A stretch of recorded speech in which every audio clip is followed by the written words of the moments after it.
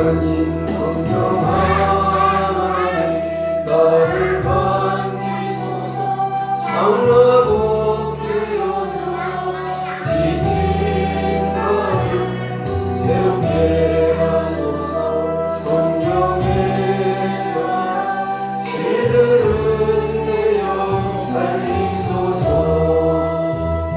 성령 하나님 이 땅 고치소서 죄악의 어둠서 헤매는 우리 되어주소서 성령의 불로 세상 못된 맘 태우소서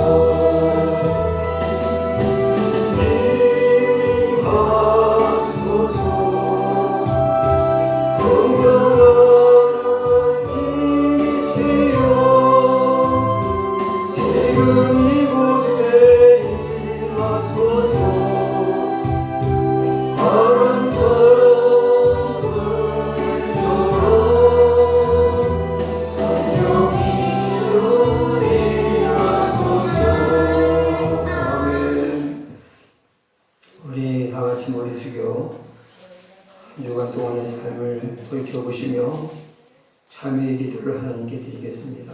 함께 죄를 고백하며 회개의 기도를 드리겠습니다. 하나님 감사합니다.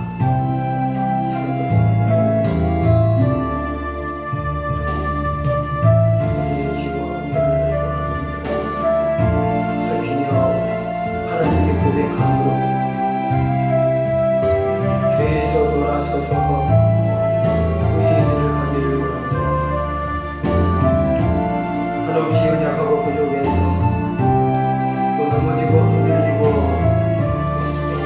죄악 가운데 머물러 우리와 악을 행한 모든 죄 주님이 사하여 주시기를 원합니다. 예수 그리스도의 보혈로 씻어 정결케 해주시기를 원합니다.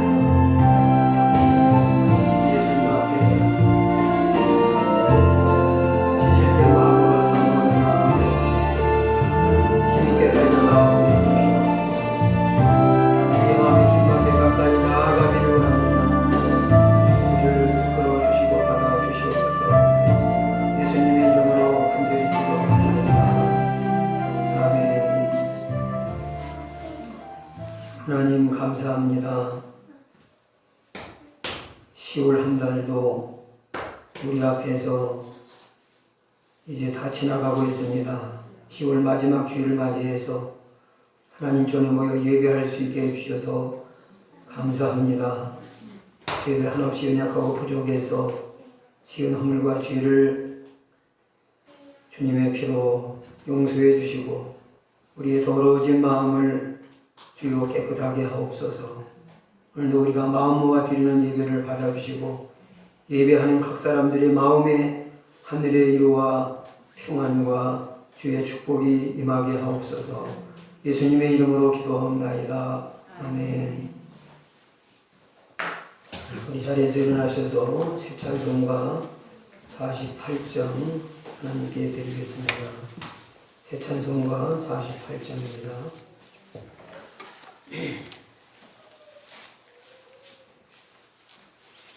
걸어가신 주 하나님 모든 영광 받으소서. 신 주 하나님 모든 영광 받으소서. 주의 자녀 함께 모여 경배 찬송 드리며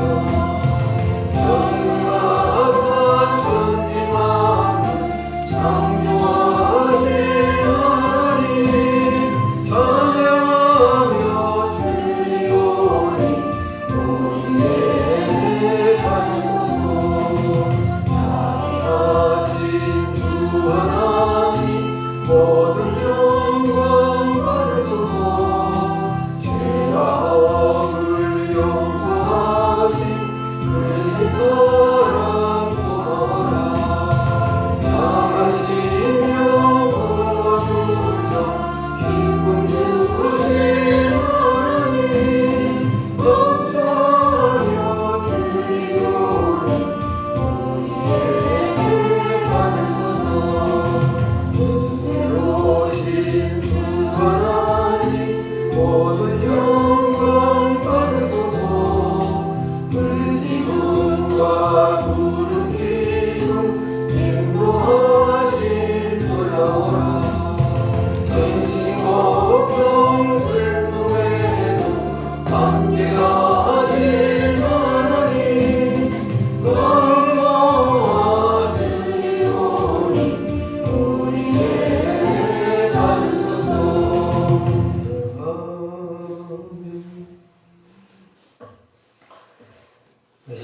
성령으로 신앙 고백드리겠습니다. 나는 전능하신 아버지 하나님 천지의 창조주를 믿습니다. 나는 그의 일하신 아들 우리 주 예수 그리스도를 믿습니다.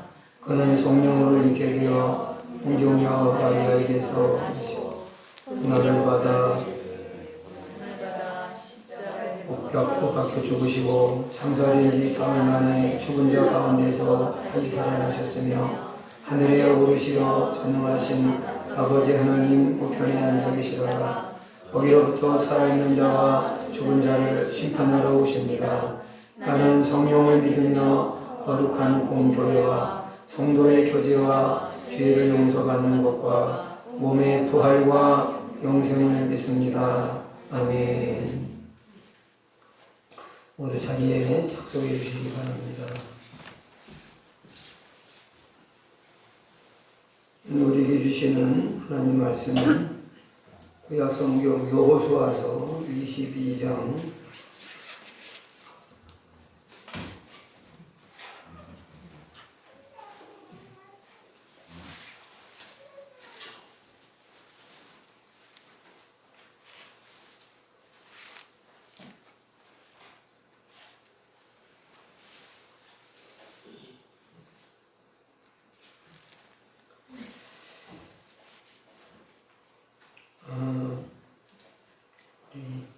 주보에는 성경 본문이 23절부터 29절 말씀으로 되어 있지만은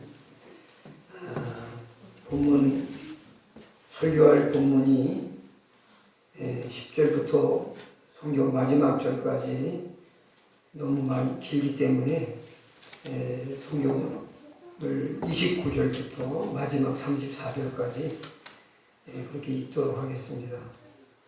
여호수아서 22장 29절 말씀부터 같이 한 목소리로 읽겠습니다.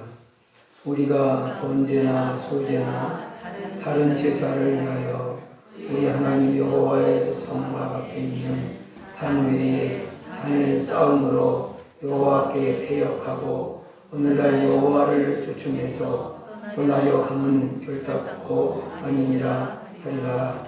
제사장 게느하스와 그와 함께한 회중의 방배 곧 이스라엘 천만인의 두용들이 르우벤 자손과 갓 자손과 므낫세 자손의 말을 듣고 좋게 여긴지라. 제사장 엘르아살의 아들 비느하스가 르우벤 자손과 갓 자손과 므낫세 자손에게 이르되 우리가 오늘날 여호와께서 우리 중에 계신 줄을 아노니 이는 너희가 이 죄를 여호와께 범치 아니하였음이라. 너희가 이제 이스라엘 자손을 여호와의 손에서 건져내었느니라 하고 제사장 엘르아살의 아들 비느하스와 방백들이 르우벤 자손과 갓 자손을 떠나 기르아 땅에서 가나안 땅에 돌아와 이스라엘 자손에게 이르러 회고하매 그 일이 이스라엘 자손을 즐겁게 한지라.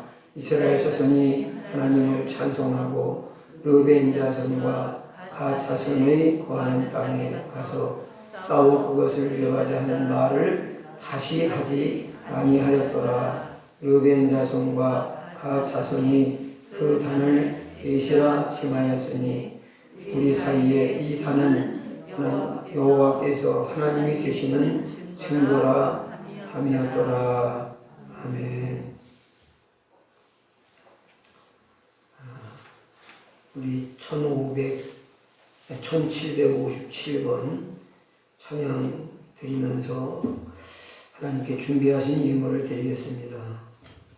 1757번 미가엘 찬양 하나님께 드리겠습니다.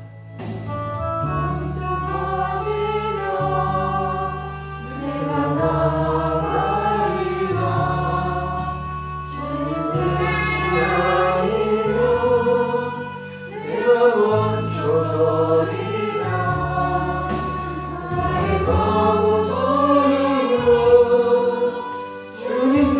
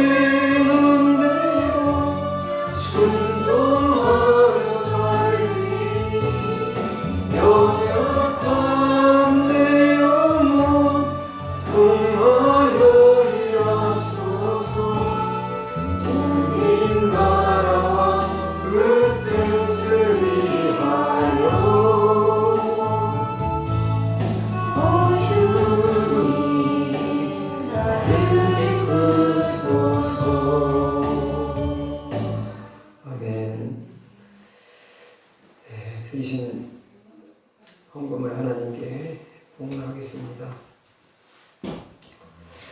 하나님의 풍성하신 사랑과 은혜를 감사드립니다. 하나님, 우리의 마음을 받아주시옵소서. 오늘도 우리 사랑하는 성도들이 마음과 뜻과 정성을 모아 하나님께 드리오니 기억해 주시기 원합니다. 축복해 주시기 원합니다. 최다원 교사 하나님께 감사함을 드렸습니다. 하나님께서 귀한 자녀를 축복해 주시고 늘 지켜 보호하시고 선한 길로 복된 길로 인도해 주옵소서. 강미숙 권사님 하나님께 감사함을 드렸습니다. 권사님의 삶을 하나님이 늘 지켜주시고 보호하시고 동행하여 주옵소서. 동력간의 강건함으로 축복하시고 주의 은혜 속에 형통하게 복을 내려 주옵소서. 어머니 문권사님을 하나님이 지켜 보호하시고 은혜 가운데 늘 함께해 주시옵소서. 회복시켜 주시옵소서. 연우가 하나님께 감사함을 드립니다. 하나님이 축복하시고 날마다 동행해 주시고 은혜와 진리로 늘 인도해 주시옵소서. 혜연이가 하나님께 감사함을 드립니다. 축복해 주시옵소서. 은혜 내려 주시옵소서. 하나님이 늘 함께 하심을 체험하며 하나님을 감사함으로 섬길 수 있게 축복하옵소서. 주의 종과 여종이 감사함을 드립니다. 주인 사명 힘있게 감당하게 세임 주옵소서. 성령 충만하게 하옵소서. 허정원 목사, 이정원 교사 감사함을 드립니다. 축복해 주시고 성령 충만하게 하사 사명 잘 감당케 하옵소서. 김동원 집사, 이지은 집사, 주인이 시온이 감사함을 드립니다. 귀한 자녀들이 하나님을 복되게 잘 섬기게 하시고 말씀대로 살도록 힘주시옵소서. 이종훈, 박종과 감사함을 드립니다. 축복해 주옵소서. 하나님 잘 섬기도록 하나님의 은혜와 능력으로 지켜 보호하시고 동행하여 주옵소서. 남상수 권사님 감사함을 드렸습니다. 권사님의 삶을 지켜 보호하시고 하늘의 기쁨과 평강으로 늘 지켜주시고 축복하옵소서. 귀한 가족들에게도 늘 은혜로 함께해 주옵소서. 김종자 권사님 감사함을 드렸습니다. 축복해 주옵소서. 권사님 늘 강건하게 하시고 말씀을 통해 기도를 통해 하나님 세임을 공급하여 주시고 강건함으로 축복해 주옵소서. 한과는 소원을 이루어 주옵소서. 또 권사님 구제헌금 드렸습니다. 가난한 자를 긍휼히 여기는 마음 받아주시고 긍휼과 풍성한 은혜로 함께해 주옵소서. 남상호 형제 감사함을 드립니다. 귀한 형제들이 하나님을 복되게 잘 섬기도록 늘 하나님 은혜로 함께 하셔서 믿음의 복을 주시고 또 주 안에서 가정도 이루게 해 주시옵소서. 지성이, 지혜, 지영이 삼남의 자녀들이 하나님께 감사함을 드렸습니다. 축복해 주시기 원합니다. 귀한 자녀들이 하나님의 축복과 보호하심과 은혜 속에서 건강하게 하나님 기뻐하시는 모습으로 성장해 가도록 하나님의 늘 은혜로 함께하여 주시옵소서. 김태규 집사님, 최화 집사님 감사함을 드렸습니다. 집사님들이 늘 하나님의 은혜와 보호하심 속에 늘 강건하게 하시고 승리하는 삶을 살게 하시고 하나님이 공급하시는 힘으로 주어진 일들을 잘 감당하도록 힘과 능력과 지혜와 세임을 주시옵소서. 하나님 아버지 은혜와 아버지 은지를 축복해 주시옵소서. 늘 하나님의 은혜로 지켜 보호해 주시고 늘 강건하게 하시고 하나님 잘 섬기도록 하나님 늘 굳건한 믿음 주시고 하나님 신 기쁨과 소망이 늘 마음에 충만하게 주셔서 하나님 복된 길로 늘 인도해 주시고 동행하여 주시옵소서. 또 가정에서 온라인으로 예배하는 아버지 믿음의 가족들 축복하시고 지켜주시고 은혜 베풀어 주옵소서. 우리 구주 예수님의 이름으로 축복하며 기도합나이다. 아멘.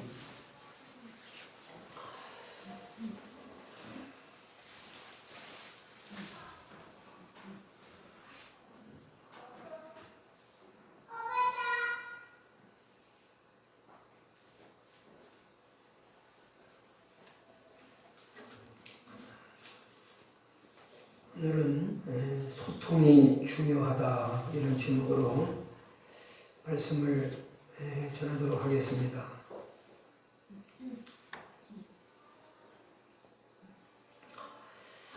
가나안 정복 전쟁이 끝나고 각 지파별로 영토를 기업을 분배를 해주셨습니다. 그리고 실수로 인해서 사람의 생명을 해친 그런 보복의 유혹 가운데 있는 다급한 사람을 위해서 도피성을 이스라엘 각 지역 6곳에 선종을 하도록 하셨습니다. 그리고 나서 이제 여호수아는 하나님의 뜻을 따라서 르벤 지파와 갓 지파와 므낫세 반 지파 이 사람들을, 즉 요단강을 건너와서 자기 동족과 형제들을 위해서 가나안을 약속하신 하나님의 땅을 정복하는 힘겨운 정복 전쟁을 끝까지 수행해 준 이 형제들을 요단강 건너편 자기들의 집으로 이제 돌려보내게 되지요.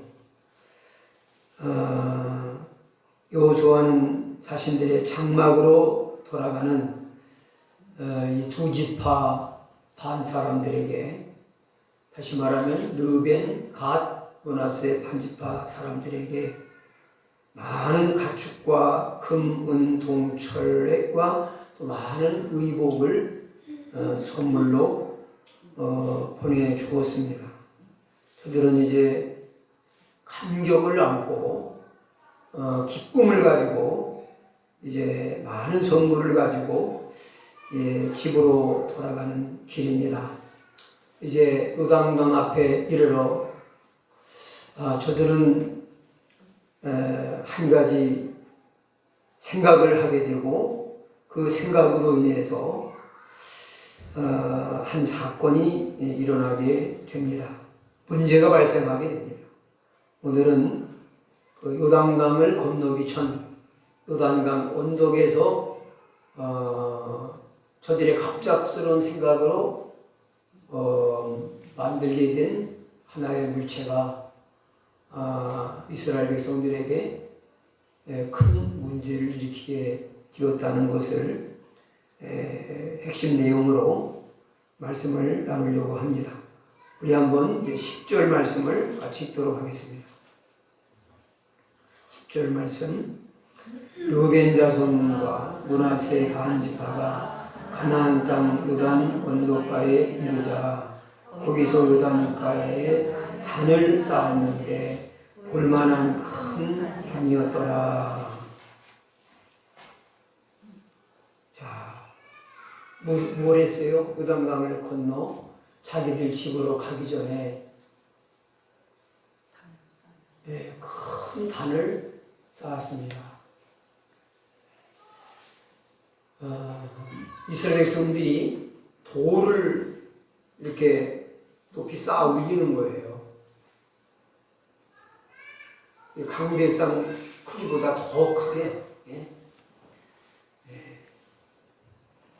뭐 크게 쌓는 단은요, 제가 그 틸단이라고 하는 그 가이사라 빌립보 지방 이스라엘 북부 지역에 그 틸단이라고 하는 데 가서 보니까 그 제단을 쌓았던 자리 터를 보니까 우리 이 교회만큼 넓어요. 제 기억으로.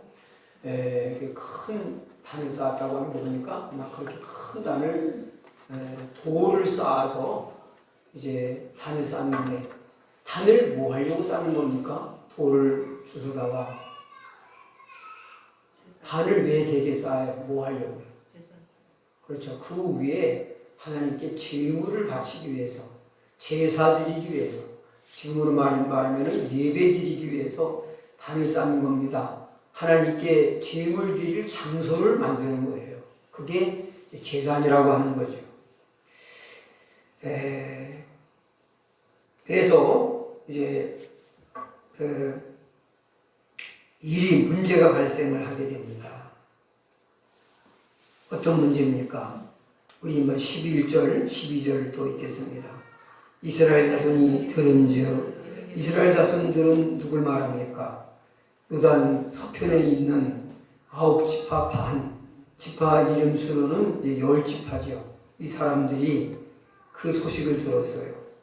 저들이 집으로 돌아가다가 요단강 건너기 전 우리 쪽 언덕에 큰 단을 쌓는다는 그 소식을 들었다는 거죠.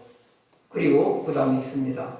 이르기를 르벤 자손과 갓 자손과 므낫세 반집파가 가나안 땅의 맨 앞편 요단 언덕과 이스라엘 자손에게 속한 편에 단을 쌓았다 하는지라. 예, 이스라엘 자손 그 서편에 있는 10지파들이 사는 그 정복한 그 땅의 편에다가 단을 쌓았다는 그런 소식이 들리니까 12절에 어떤 반응을 보입니까? 이스라엘 자손이 이를 듣자 그 이스라엘 자손의 온 회중이 실로에 모여서 그들과 싸우러 가려 하니라.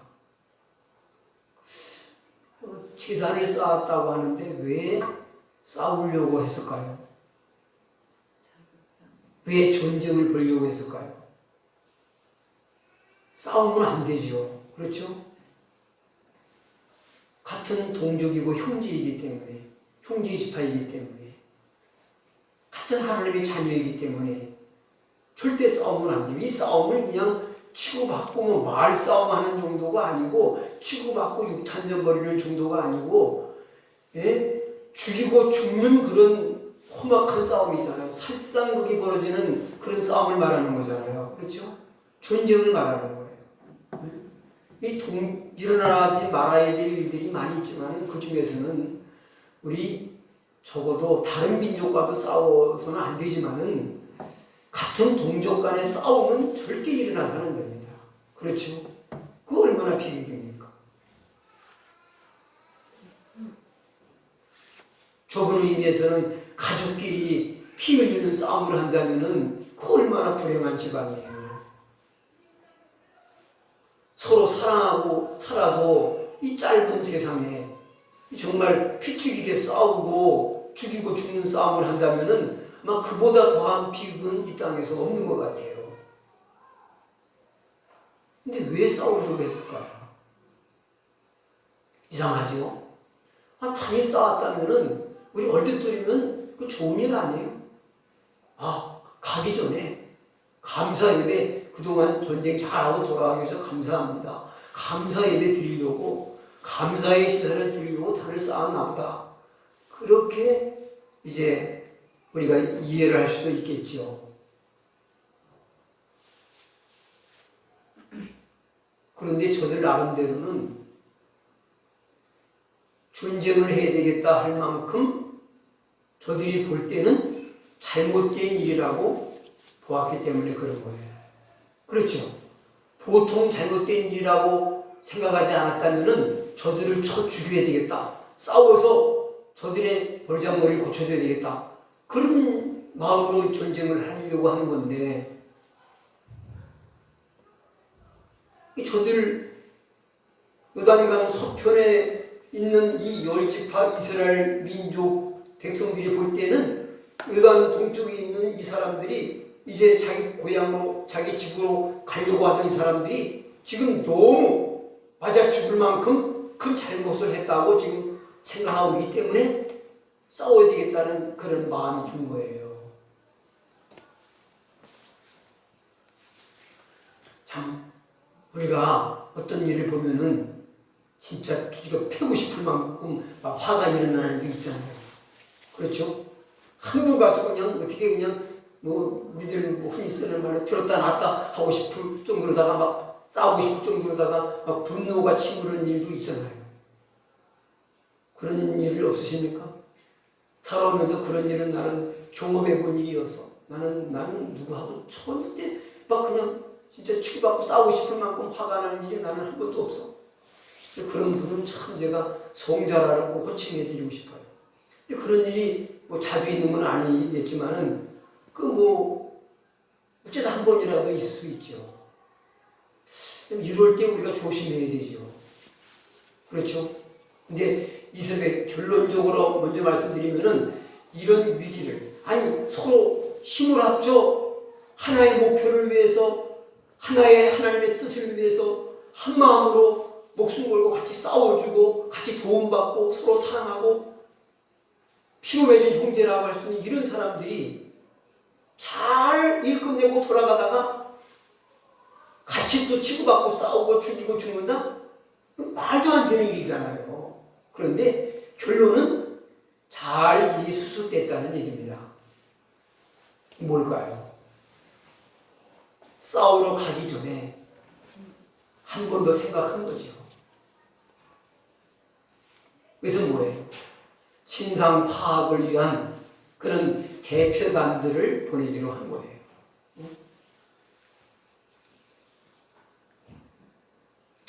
이제 그 얘기는 이제 뒤에 하고요. 자, 이들이 왜 이렇게 그 요단강 언덕에다가 자기 쪽에 제단을 쌓은 게 이게 지금 정말 분통이 터졌냐 하면은, 제단은 한 곳에만 쌓아야 된다는 의식이 있는 거예요. 그 이스라엘 백성들이 한 곳에 제단을 쌓아온 장소가 어디냐면 실로라고 하는 곳이에요. 그 실로라고 하는 곳에는 사무엘 때까지 그곳에는 계속 그 제단과 성막이 있는 그런 거룩한 장소로 이렇게 기록되어 있는 것을 볼 수가 있습니다. 그런데 다른 곳에 제단을 쌓는다는 그러니까 하나님께 제사하는 제단은 실로에 쌓은 제단, 그 유일한 그 단이어야 된다는 의식을 가지고 있는 거죠.